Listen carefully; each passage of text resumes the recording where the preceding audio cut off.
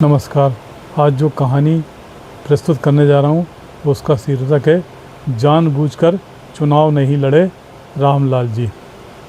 लगातार 5 बार विधायक तथा 2 बार कैबिनेट मंत्री बनने के बाद भी इस बार पार्टी के आग्रह के बावजूद रामलाल विधायक का चुनाव नहीं लड़े, बल्कि विनम्रता के साथ नई पीढ़ी को आगे बढ़ाते हुए होनहार नवयुवक राकेश को टिकट दिलाया, जो उनका दूर का भी रिश्तेदार नहीं था। रामलाल की लोकप्रियता के कारण ही राकेश भारी बहुमत से विजयी हुआ था। विधानसभा का गठन हो चुका था। मुख्यमंत्री जी नहीं बदले थे, रामनाथ जी ही मुख्यमंत्री बनाए गए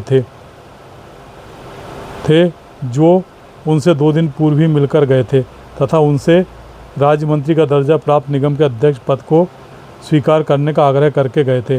रामलाल जी पूरे प्रदेश के में नेक और ईमानदार नेता के रूप में प्रसिद्ध थे। अपने राजनीतिक जीवन में उन्होंने कभी अनुचित तरीके से धन नहीं कमाया था। आज भी वे किराए के मकान में अकेले रहते थे। रामलाल जी ने शादी नहीं की थी। उनकी उम्र 70 वर्ष की हो चुकी थी। वे आराम से ही सेवाभावी तथा जुझारू थे। परोपकार कर जीवन बिताने का संकल्प लेने के कारण उन्होंने विवाह नहीं किया था। इतने बड़े नेता होने के बाद तथा कमों विभाग के मंत्री होने के बाद अपना मकान नहीं था। कहीं पर गज भर ज़मीन भी उनके नाम नहीं थी। उन्होंने चुनाव लड़ने में कभी अपनी तरफ से 1 रुपया भी खर्च नहीं किया। जितना पार्टी की तरफ से रुपया मिलता उसी से चुनाव लड़ते और जीत हासिल करते रहे थे।